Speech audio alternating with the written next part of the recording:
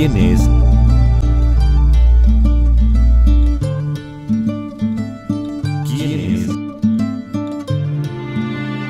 ¿Quién es Ramiro Garza?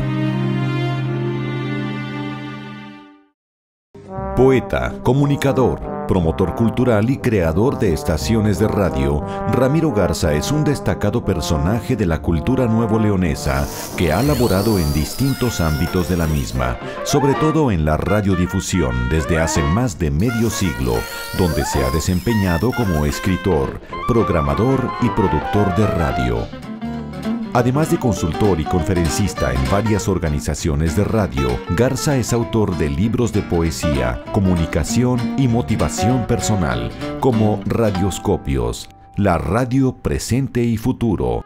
Su contacto con la Universidad Autónoma de Nuevo León se remonta a los años 40 del siglo pasado, cuando publicaba el periódico titulado Ritmo, donde colaboraron su hoy esposa, la poeta Carmen Alardín, y el también escritor y promotor cultural Jorge Rangel Guerra, entre otros.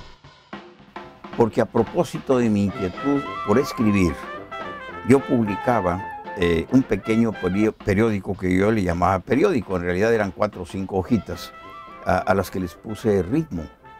Y ese periódico literario abarcaba textos en prosa y poemas. Como Monterrey era prácticamente en aquella época para la poesía un desierto completamente árido, yo pensé que pues había que promover, que ha sido mi inquietud en toda mi vida, promover algo. Y acabé promoviendo la poesía en radio. Publiqué el primer libro en la impresora Monterrey aquí, que estaba por Hidalgo, primeros poemas, y realmente pues la gente se sorprendió de que en una ciudad tan industrial, tan negociable y negociada, pues alguien, un loco, escribiera tan joven, pero verdaderamente una tonelada de poemas, eran como 140 páginas. Garza fue invitado a colaborar en la estación XEH por el ingeniero Constantino de Tárnava, fundador de la misma. Este personaje es de gran relevancia para los medios de comunicación, pues logró la primera transmisión de radio en vivo en 1921 en América Latina. En aquel entonces, la emisora contaba con las siglas de TND. A propósito de ese libro, un día Ernesto Hinojosa, que era el mejor vendedor de XEH, lo compró, le llamó la atención y me buscó. Y me dijo, Ramiro, tienes que leer estos versos en el radio. Vamos con el ingeniero Tárnava y vamos a dar a conocer lo que tú estás haciendo. Me llevan con el ingeniero Tárnava y el ingeniero Tárnava, muy amable, la única pregunta que me hizo, oye, ¿no te robaste los versos? No, ingeniero, son míos, punto. Bueno, pues ándale, que Ernesto te cuide ahí 15 minutos cada tercer día, en la noche, al cuarto para las 11. Oye, ingeniero, pero es que yo no sé mucho de eso. Ernesto te va a enseñar. ¿Qué pasó con esto? Que se abrió para mí un universo completo de comunicación. Pero yo sentí que la gente necesitaba vibrar con la poesía. No era nada extraño, puesto que ya había antecedentes poéticos en Monterrey, muy valiosos desde luego. Manuel Neira Barragán, don Celedonio Junco de la Vega en aquella época. Muchos poetas que alrededor de un centro literario pues impulsaban la poesía. Eso me ayudó mucho y me animó a acercarme más a la universidad. Garza estaba pendiente de las actividades de la máxima casa de estudios, como la Escuela de Verano, donde conoció a los autores Nicolás Guillén y José Gaos. Nicolás Guillén, el poeta cubano, sensacional, de Songo Rocosongo. Me deslumbró ese hombre, y además una gente muy amable, muy sencilla. También José Gaos, el maestro, el filósofo, y muchísimas gentes más. Yo sentí por la universidad una gratitud muy especial, por el apoyo, que me permitieran desarrollar lo que yo creía era pues mi inquietud poética, ¿no? Y en el radio me di cuenta que un poema se multiplicaba por 1000 posibilidades. La radio llegó a tener gran importancia en la vida de Garza, ya que por medio de ella conoció a su esposa Carmen Alardín, y el medio de comunicación tendría influencia en su futuro. La radio para mí te puedo decir que ha sido muy fuerte la influencia que tuvo en mi vida. Tan fuerte que mi mujer, Carmen Alardín, pues me descubrió por el radio. Y no me imaginé yo que un día, según me platica ella y su abuela también me lo platicaba, llegó de la bicicleteada con la pandilla a su casa y estaba el programa de poemas mío en XH. Y esta Bárbara de Carmen entró, oyó y le dijo a su abuela, con este me voy a casar. Efectivamente, el destino estaba marcado. 2, 3 semanas después nos coincidimos en el Palacio Federal cuando yo iba a depositar los periódicos Ritmo. Me oyó hablar y me dijo, usted es Ramiro Garza, ¿verdad? Fíjese que yo escribo también poemas, quiero que a ver si me publica alguno. Sí, cómo no, ¿cómo te llamas? Pues Carmen. Y entramos en una amistad que convergió en la primera etapa de la Escuela de Filosofía y Letras, que se instaló en forma completamente elemental, improvisada, pero muy profesional, por las calles de Washington, en una vieja casa, una casona enorme. Ahí recibimos las primeras enseñanzas y orientaciones de maestros y ahí empezamos a comprender que la inquietud nuestra por pensar, por sentir, por comunicar, era una muestra muy valiosa, apoyada por la universidad. Ramiro Garza recuerda sus travesuras de juventud y una de ellas fue el comprobar que a la audiencia de la radio le gusta la música clásica. Era un muchacho travieso, tan travieso que cuando se organizó la huelga de la universidad no andaba yo brincando la tapia a invitación de Seferino Pérez, el declamador, con todo y proyector de cine para darles películas a los que estaban encerrados allá dentro de la universidad. Siempre fui yo un rebelde, tan rebelde que cuando empecé en la XH, mi programa Teatro Sinfónico, llegó un día en que ante la protesta de la gente por la música sinfónica que yo ponía, de repente hablaban, que rompas esos discos en la cabeza, son música de panteón. Y un día abrí yo el micrófono, no me aguanté. ¿Saben ustedes, queridos amigos, que me han llamado que me rompiera los discos en la cabeza? Lo siento mucho porque los que tocamos ya son discos flexibles y no se rompen. Pero les declaro que en mi opinión Monterrey es una granja industrializada y un rancho verdaderamente mal educado. Y no voy a descansar, se los digo aquí en el micrófono, hasta tratar de hacer que comprendan que la música clásica no es lo aburrido, sino lo inmortal. Y ese eslogan manejé yo. Lo clásico no es lo aburrido, sino lo inmortal. Y me di cuenta que la imaginación de la gente en el radio tenía una excitación tremenda. Coincidió en esa época el estreno de la película Canción Inolvidable de la vida de Chopin, hollywoodense y todo, de Cornel Wilde y de Merle Oberon y sobre todo de Paul Muni. La película causó furor y aquellos discos que estaban empolvados en los casilleros de aparatos domésticos y de las discotecas que había, música de Chopin, volaron de los casilleros y se acabó. Se acabó la música de las discotecas, la clásica. Otra señal que me hizo pensar que Monterrey tenía un futuro enorme para la música clásica. ¿Quién es Ramiro Garza?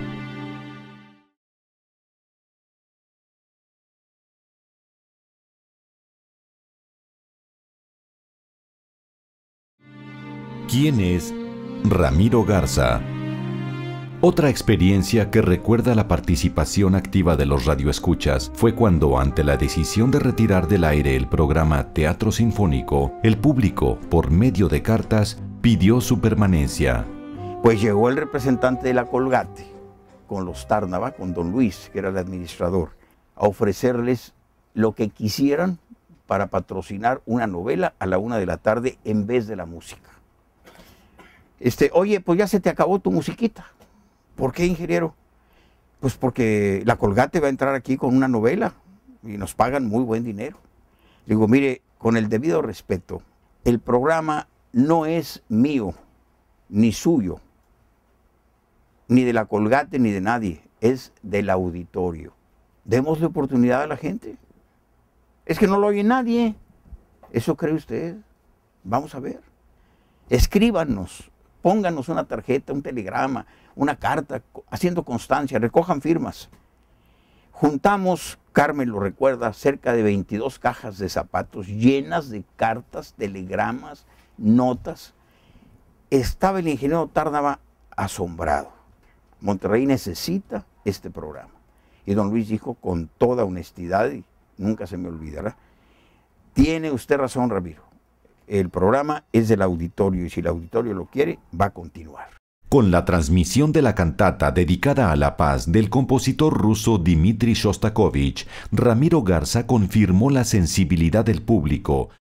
El siguiente tropiezo, que fue también especial, fue que yo me encontré con una cantata de Shostakovich que se llama La canción de los bosques, The Song of the Forest, en una versión rusa, grabada por coros y orquesta de Moscú, bajo la dirección de Eugenio Mravinsky.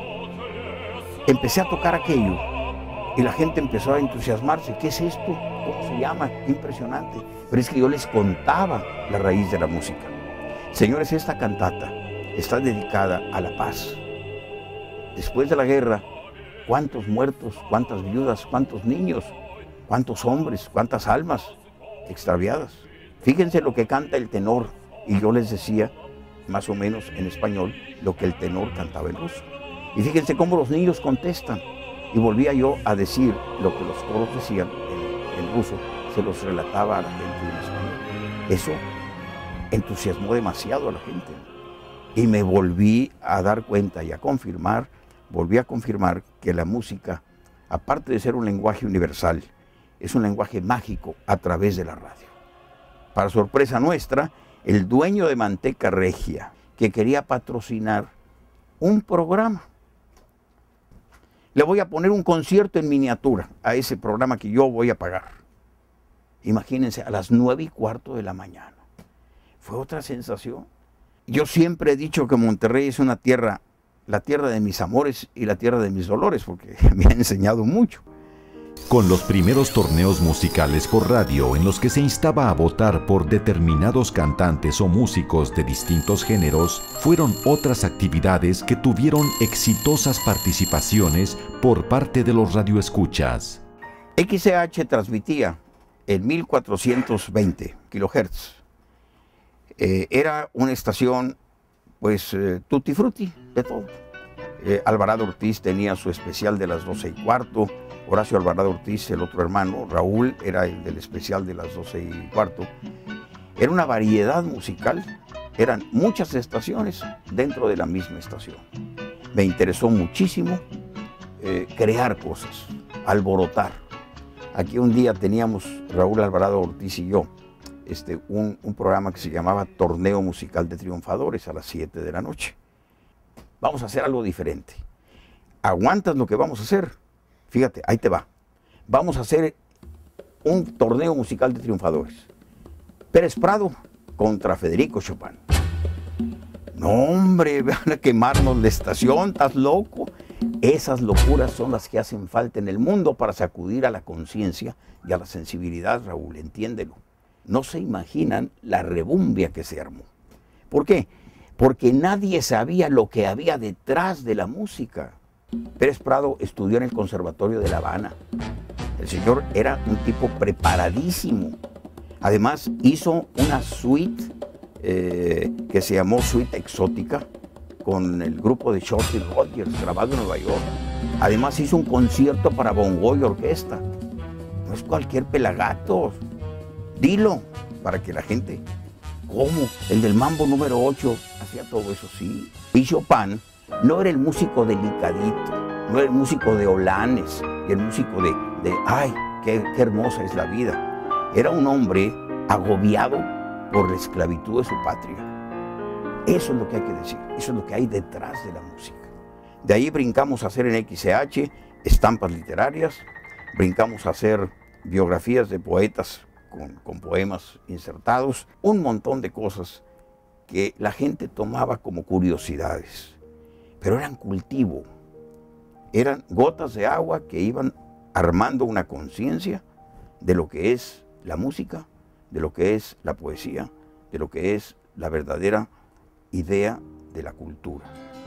A mediados de los años 50, después de laborar en la XCH en Monterrey, buscó otros horizontes, trasladándose a la Ciudad de México, donde laboró en las estaciones XEJP, Radio 620 y Radio Variedades, donde creó diversos programas dirigidos a la infancia y la juventud. Mi capacidad de invención no era ilimitada, pero sí era incesante. Me sentí un poco agobiado porque Monterrey era una ciudad que me ofrecía, en el aspecto económico, poco futuro. Hubo mucha gente que me ayudó, pero los aplausos no se facturan. Las felicitaciones no pagan el teléfono. Tampoco la admiración te sirve para nada a la hora de ir al mercado. Tuve que buscar otro horizonte. Ese horizonte fue México. Me fui a tocar puertas con toda humildad y a pedir chamba. Llegué a Radio 620 con don Víctor Blanco, una persona muy agradable, vive todavía, don Víctor Blanco Rodríguez, que al pedirle yo trabajo, pues me dijo, oiga Ramiro, pues es que está todo patrocinado, no tengo ni un tiempo que darle, ni un turno. Pero fíjense hasta dónde llega la audacia de la inconsciencia juvenil. Deme 5 minutos a la semana, nada más eso. ¿Qué le parece si cada miércoles, de 6 a 6 y 5 de la tarde, usted se hace cargo de esos 5 minutos? Pues con esos 5 minutos empecé yo una carrera de radio que hasta la fecha. Aparte de eso, convencí al señor Blanco de hacer un concierto para la juventud y acabamos haciendo veladas literarias en Radio 620, la emisora de la juventud. Después de Radio 620 brinqué a lo que fue mi escuela mayor, que fue la XCJP. Yo tenía un programa en la mañana en Radio 620 que se llamaba Micrófono en Discoteca. Me llevaba el micrófono textualmente a la discoteca y les decía qué quieren escuchar. Inmediatamente la gente participaba, que era otra de las cosas que yo descubrí. La radio participativa es la radio que progresa. En aquella época, usar el teléfono en la radio era un sacrilegio. Tú hablabas a W y te mandaban, no por un tubo, por un popote. ¿Qué le pasa? Pues esto no es un tendajo, es XEW. Yo dije, la W me vale. Vamos a crear un sistema que divierta al público que no oye W. Los niños, los jóvenes que empezaban con el rock and roll a despertar. Empezamos Radio Variedades en junio del 58. Para el mes de noviembre ya estábamos en primer lugar del rating general de toda la ciudad. Porque Cricri era lo infantil de W. Pero era cada domingo, media hora. Empecé a crear en Radio Variedades conceptos de humor, de ironía, de risa, de puntadas, de participación. Un programa como Usted es el artista. Participaba la sirvienta, la mamá, el abuelito, el doctor, el camionero, todo, y todos asustadísimos. No, tú dices que no vas contra nadie, pero vas conquistando un auditorio que va a acabar con nosotros, con el radio viejo, acartonado y teatral. Radio Variedades fue la que rompió el cerco de lo que era la infancia y la juventud alejada del radio, porque no tenía nada que oír. Y yo sí considero, cuando me preguntan, ¿has aportado tú algo al radio? Les digo, sí, fíjate que sí, de repente algún reportero me pregunta eso.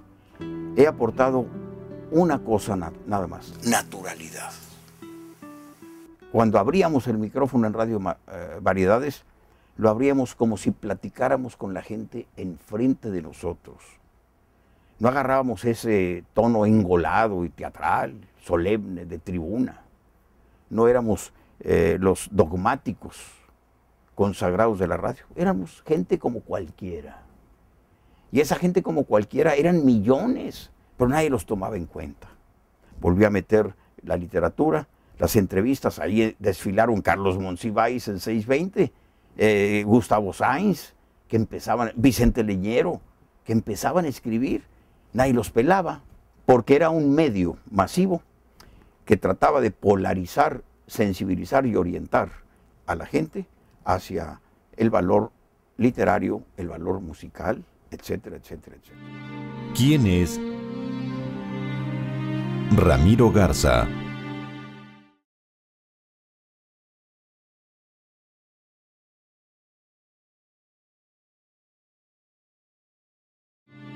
¿Quién es Ramiro Garza? Con la apertura de una estación en San Luis Potosí, Ramiro Garza volvió a confirmar que al tocar el corazón del público, este se siente estimulado. A la gente le gusta lo bueno, lo que pasa es que no se lo muestran. Me llama Pancho González, el dueño de Multimedios, no me deja mentir, y me dice: maestro, antier en la noche me encontré a Emilio Azcárraga. Y platicamos, y Emilio Azcárraga mismo me dijo: no hay o qué hacer, Pancho, con la repetidora de W en San Luis Potosí. 150,000 watts y no factura un peso.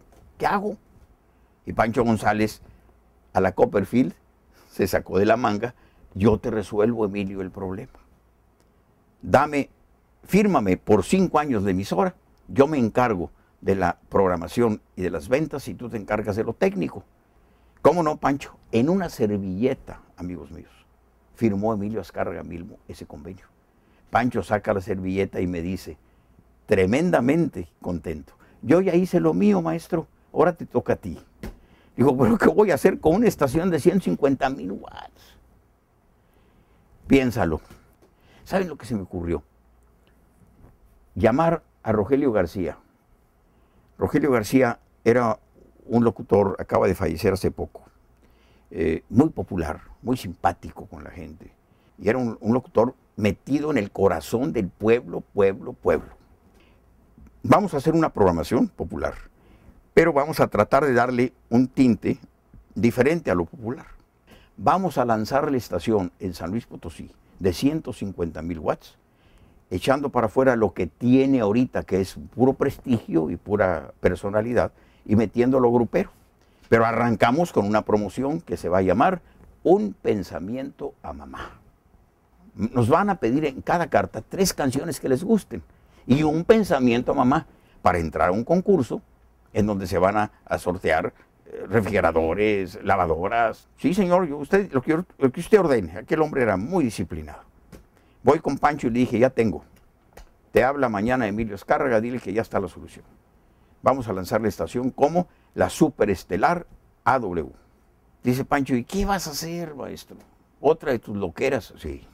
Vamos a hacer un pensamiento, mamá. Dice: no, por favor, vamos a hacer el ridículo nacional, hasta internacional. No soy en Nicaragua, no soy en Los Ángeles, vas a salir tú con eso.